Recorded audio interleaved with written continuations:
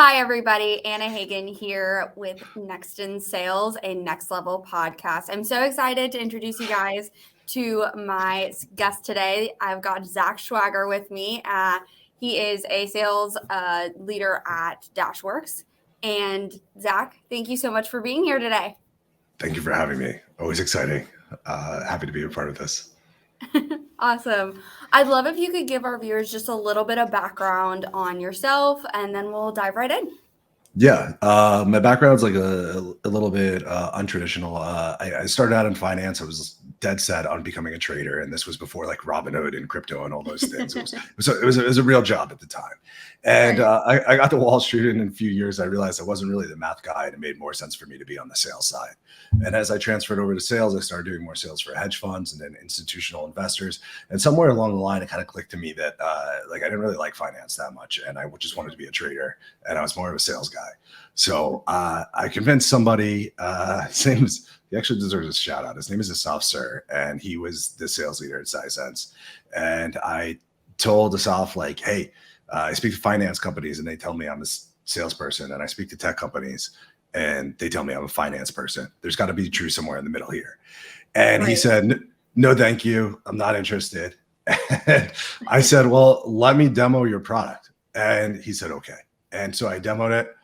Long story short, he hired me, closed the most new deals that year. And the next year I closed the largest deal at that company. And that kind of got me started in my tech career.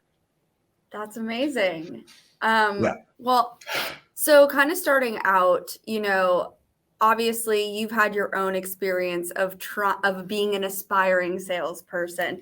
So how would you recommend that aspiring salespeople gain, or sales leaders even, gain visibility within an organization or even an industry to give them opportunities for career advancement?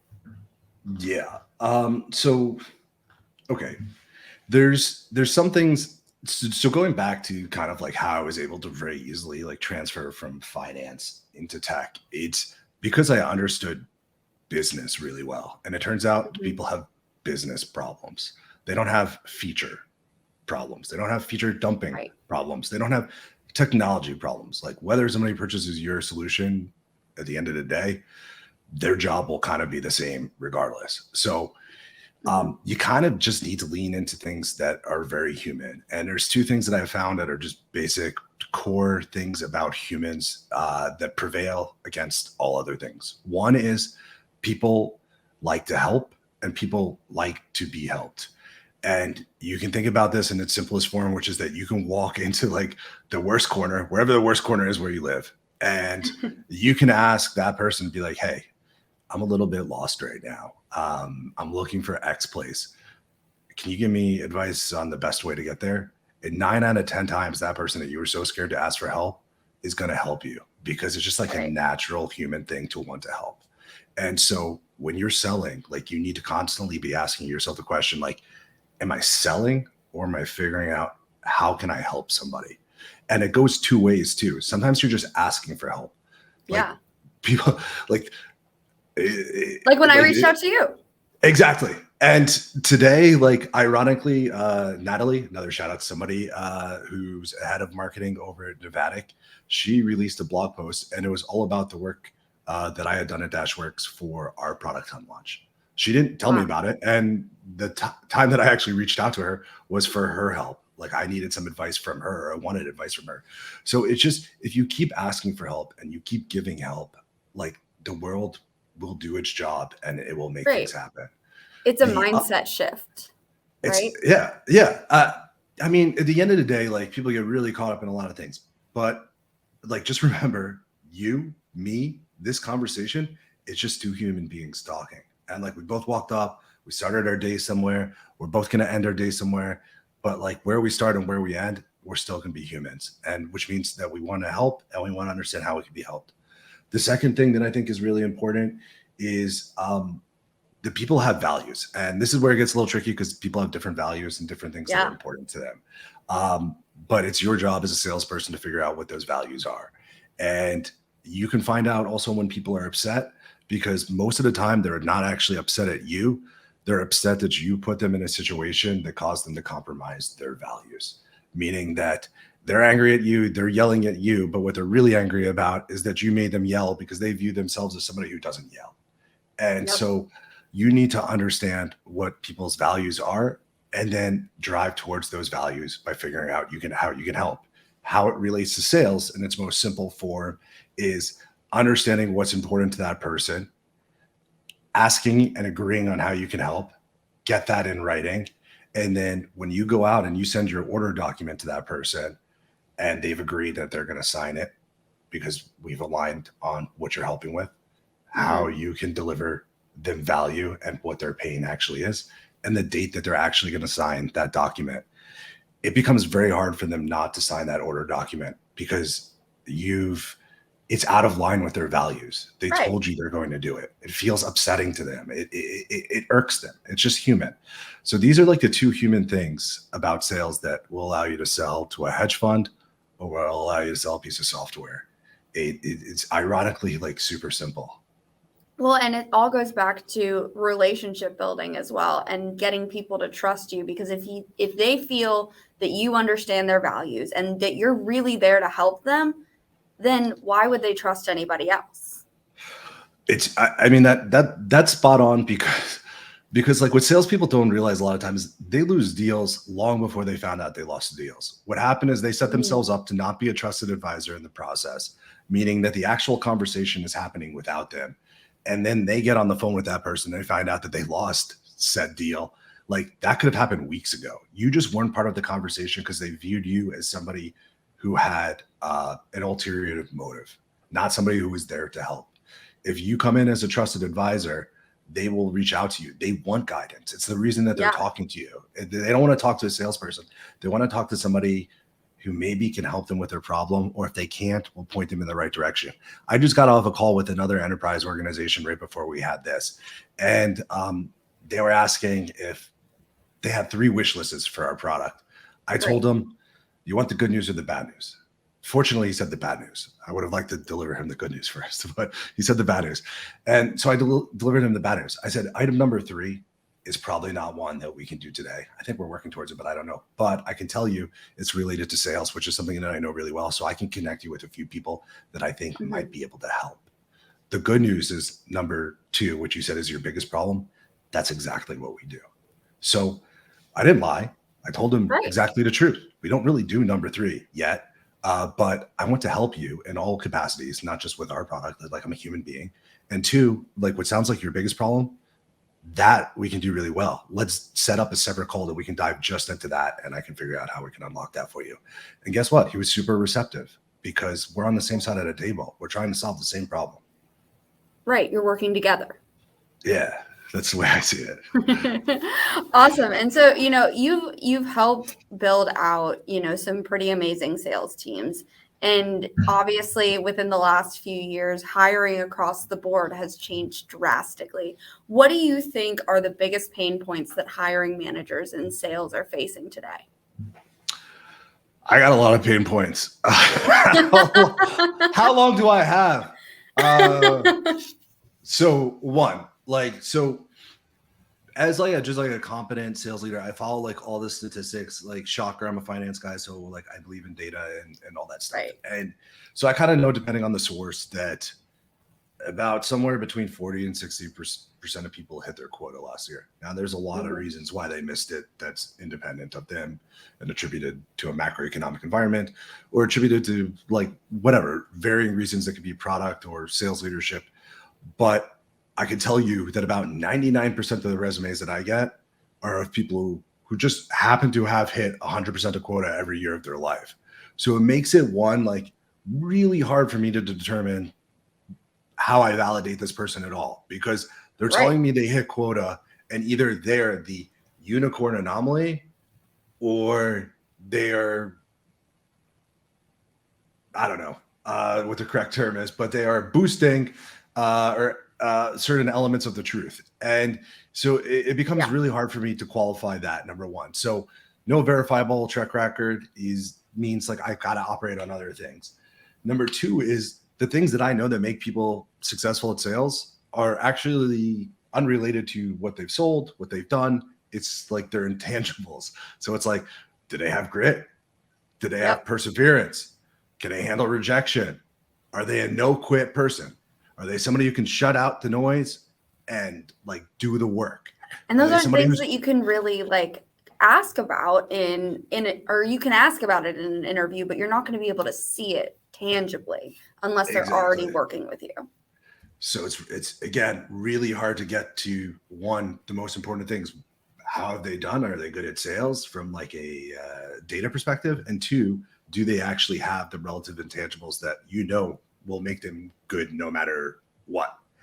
The third one, and like this is one where like, and I think maybe we'll talk more about you and your agency services later, of course. Yeah. But this is like another thing is that a lot of people just don't get the right shot because as a salesperson, you're constantly looking at your calendar and you're being like, what on my calendar is revenue generating activities and what on my calendar is not revenue generating activities. And you know that we had to push our podcast one time because I'm like, sorry, I have to focus on revenue generating activities today. And CEO Prasad, if you're listening, no, I made that decision.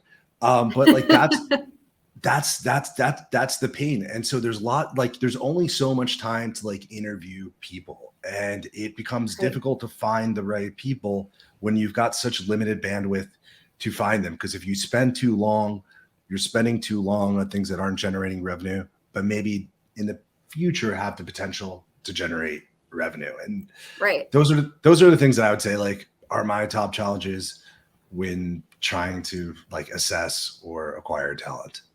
Yeah. And you kind of mentioned at the very beginning there that you were reading some statistics, and then I think it was last year you said that only 40 to 60% of people are hitting their quota. And so I'm sure that you've dealt with a lot of working with salespeople who maybe haven't been doing as well as they want. So how do you motivate a salesperson or a sales leader even on your team who may be struggling or experiencing setbacks? And what strategies have been effective for you in the past when you've been struggling? Yeah, so I'll do two things. One, I'll lean back on the previous question of like what makes it hard, because I think it like dives directly into like how you deal with setbacks. So part of the reason that people miss quota, like they shouldn't be quota shamed for it. Like, so it's like you kind of shine brighter to me when on your resume I see that you've missed quota, because like now we can have a discussion about what are the reasons you've missed quota. Maybe some of those are relevant and maybe some of those are totally irrelevant in terms of what I'm looking for, and you have all the right intangibles. But I can tell you, like, the problem is a sales leadership problem. It's people like me or people in my position that are engaging in toxic and long-standing behaviors, which is that, again, if you look at the math, what's considered successful for sales is that 70% of your salespeople hit quota, which means 3 out of the 10 human beings that you hire, you expect to fail, and you live with yourself. And not only do you live with yourself doing that, you agree that that's success. If you hit that number where 3 human beings that you've taken under your wing, then you're a successful human being. I don't buy into that at all. I think your goal should be 10 out of 10 people that you hire hit their number, and that the number that you give them should be realistically hit. And somebody, I don't know him personally, I think his name is Mark Cosglow, put a post about this on LinkedIn the other day. Mm-hmm. And the response from sales leadership was basically like, be quiet. Like, there's people above me telling me these are my numbers, and like, you're not helping me have this argument. So part of it is people aren't necessarily struggling. The people that are setting their numbers for them are not listening. And so if anybody's like kind of like a sales leader listening to this, like, know that you're in control of that situation. You have a lot to do with people hitting quota and being at their number, or however you want to justify it. Moving into like the second question, which is, I think, kind of like setbacks and what to do when you're not hitting your number. Is that kind of the question? Yeah. That one is a lot easier to answer, which is as simple as just doing the right activities. And this is where people get caught up, is they don't do the right activities, but they expect the right outcomes. Do you know what man, I'm going to mispronounce his name, but a Gallenbordis. I think it comes from the 1800s. The guy, massive inventor. I don't know why people don't talk about him. He also, relative to sales, is the first person to invent the questionnaire. So like, interesting. That is relevant. Like he's the first person to figure out basically success criteria, Right. mutual action planning. Like he's your guy. You should know who he is. But one thing that he did was he put together like a board, and the board is just a bunch of pegs, and at the top is a bunch of marbles. And when each marble comes down, it has a 50% chance to go right or a 50% chance to go left. Okay. And what happens is that the marbles every single time fall into a nearly perfect normal distribution curve, like that bell curve that everybody knows. Right. It's the law of the universe. It is like you literally get to watch like the universe at work. But what does that mean for sales is that if you do the right things, then statistically you are going to have the right outcome. There's going to be times where you're at the fat end of these tails. That's just going to happen because, again, some of the marbles fell at the tails. But if you do the right activities, you're going to get the right results. So now you need to ask yourself the real question, which is, what are the right activities? Do I know the right activities? Am I doing the right activities? Or am I going on LinkedIn and finding a hot take of somebody using ChatGPT on how to write an email? That is 100% the wrong activity. The things that have been right activities were wrote about by Dale Carnegie in 1936 on how to win friends and influence people, or whatever the title is. But it's like, if you want to be interesting, be interested in somebody. If you want somebody to pay attention to you, Anna, you use their name because it immediately perks their ears. These are like things that have existed forever, but we keep looking for silver bullets. And that's why people are finding like a lack of success. But all of a sudden, if you do the stuff that's correct, people start to point at you and they call you lucky. They don't get it. Right. Well, and I love both of those portions. So kind of going back to the first portion that you're talking about, where, you know, when you're looking at a sales team and you see that there are people are failing, and it's a sales leadership problem. It reminds me of the analogy that we always talk about, you know, when we're talking about education and you're looking at a classroom setting, and if 30% of your class is failing, or 50% of your class is failing, it's probably a problem with the teacher and not a problem with students.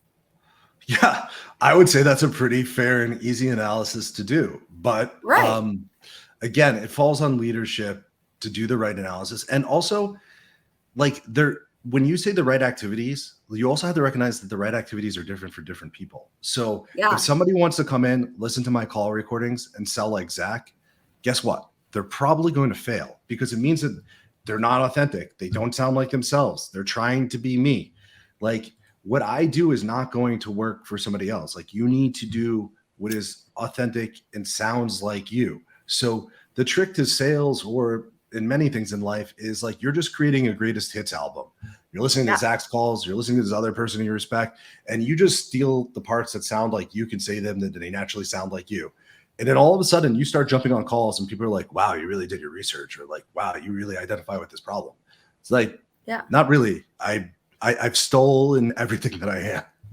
Right. It's the humble truth. Well, and kind of even going back to, you know, again, people who may be struggling in sales. You know, I've talked to tons of people in the sales world, especially, you know, doing a lot of sales recruiting. And far and away, everyone says that the most difficult part of sales, at least initially, is the rejection. What is your advice to those who are starting out or who are just really struggling with that, on how to push through it? I mean, a couple things here. Like, one is an answer that nobody wants to hear, which is not everybody is meant for sales. And that's not a bad thing. It's like, you're no more responsible for whether you're meant for sales than you are for how tall you are. It's just a simple genetic thing. Like, some people are good at sales and some people are not meant to do sales, but everybody on this planet is meant to find kind of like their purpose or their calling. And a lot of times, like we're like, oh, like look inside, go meditate, like go figure that out, look within. The truth is, you figure out like who you are and what you're good at by helping others. Like, where do you succeed in helping others the most? Where does it work? So to be good at sales, like number one, like you're going to have to get good at rejection, and you're not going to find out that you're good at getting and taking rejection until you see rejection and you experience rejection. For me, it started on the trading floor. Like Bear Stearns Bank just went under. This is like 2008. And my company acquired him, put them on their own floor because they were this super successful options group.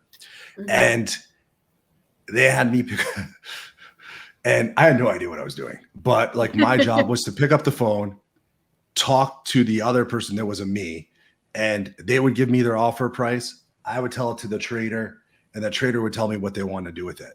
And if they didn't want to make the trade, then I responded, I don't care. And I hung up.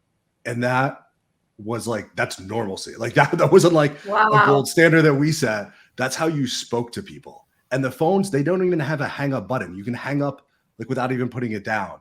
So like the whole business is built on rejection. And it's your job to figure out, how are you going to react to the rejection? Is it going to make you feel bad? Or are you going to take it personally? But you can get past like 99% of rejection by just not taking it personally. It has nothing to do with you. They don't like to be cold. They don't like your email. They didn't appreciate your little ChatGPT gimmick.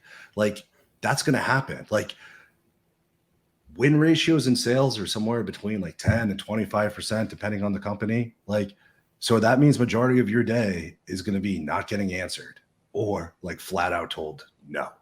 And if you're uncomfortable with that, then there's other places where you can help people in life, but you don't have to make it sales. Like there's just so many places for you in life to find like yourself and like your purpose. So if it is sales, drive into that and embrace that rejection and get enough rejection to where you just stop giving anything to it. And if it's not, then say like, hey, sales isn't for me. Where's the right spot for me? Let me figure that by speaking to my network, asking how I can help, where I should be. You will land in the right spot 100% of the time. That's awesome. Yeah. Well, and it even makes me think of what you were talking about earlier about figuring out people's values. At some point, you know what? Maybe your values just don't align with you being able to be a seller. Yeah. And maybe that's just it. Maybe that's it. Maybe we can't be everything to everyone. Maybe that is possible. Maybe that's like a real thing, and it exists inside of work and outside of work. And we're going to face like rejection in a lot of ways, but like for sales, you have to embrace that and you have to control your reaction to it. And when you lose, you can't lose the lesson, because that's how you build your greatest hits album. That like, the only reason solutions, which is what we call software, exist is because there was a problem. So you literally can't have a solution without having a problem, which means there's lots of problems in life. And it's like up to you if you're going to be a solution, or if you're going to be somebody who's going to take rejection personally, or if you're going to call it a slump and you're going to start sending ChatGPT emails, or if you're going to go out there, cut out the noise and do the right activity. These are in everybody's control.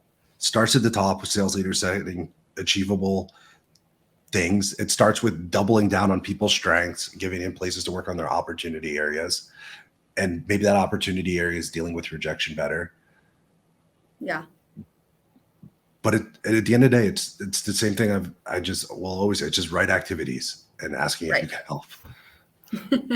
Well, let's kind of loop back to talking a little bit about hiring. Obviously, you've helped build out Dashworks' amazing sales team. And I know that you guys just had a really amazing product launch that went super, super well. So that was super exciting to hear. And honestly, I don't know if you've ever worked with an agency before, Zach, but in your experience, when would it make sense to engage with a company like mine or with somebody like me?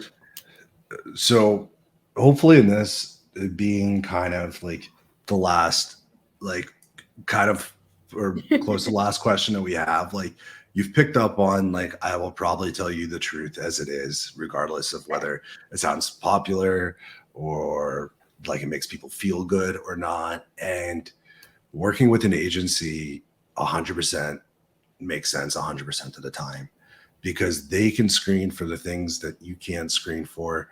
And you are going to eliminate a lot of people, or I will. When I post a job on LinkedIn, I get hundreds of replies like in 2 days. I have no way to go through that adequately No and do time. my day job. No time. So lots of people that could be good candidates are just getting filtered out off snap judgments. It's unfair to the company. It's unfair to the person.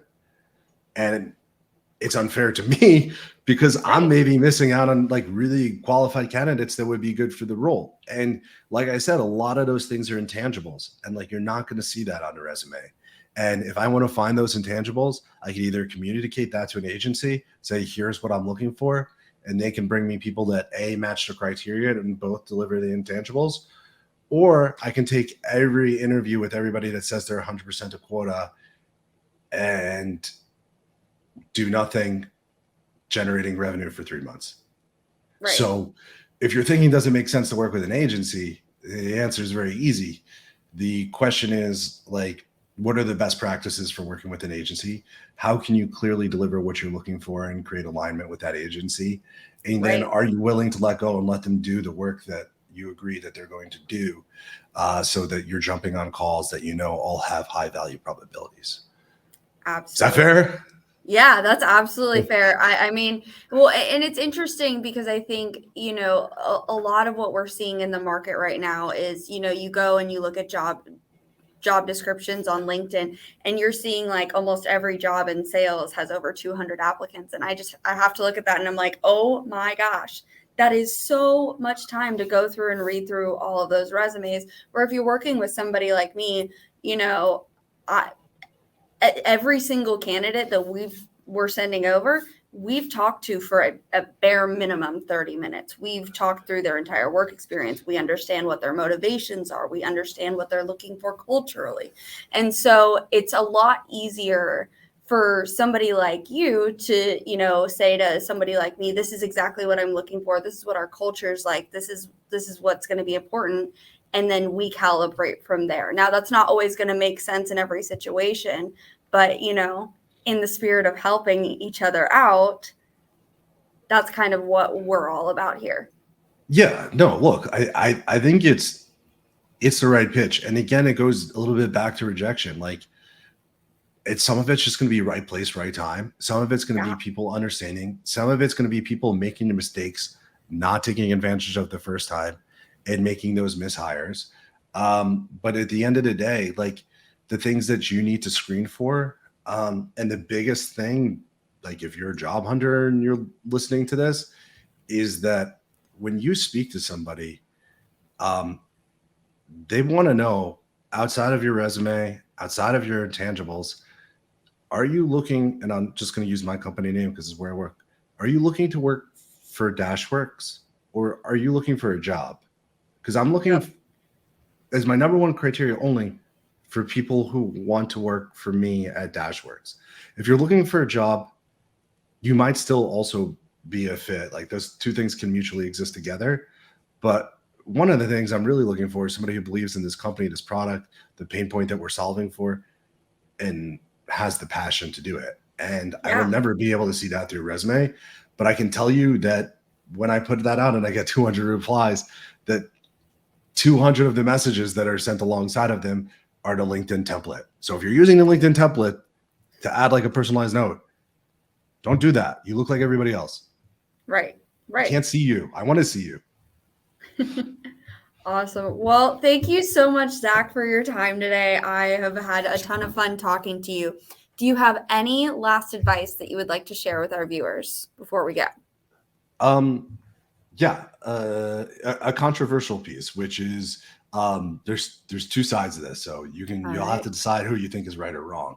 But I know firmly what side I'm on, which is I believe you need to be passionate about the job that you do and where you work if you're in sales. Like, I would not, first of all, I've never been accused of any crimes, but if I were in trial for a crime, I would not want a lawyer who thinks I'm guilty And I think if you're hiring a salesperson, you should hire a salesperson that believes in your product, that believes in what you're doing. You should be passionate about it. That's not just for like the hiring company.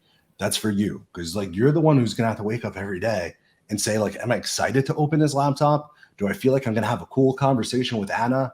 Do I feel like I'm just gonna get off a call with the enterprise company and we're gonna have tight alignment?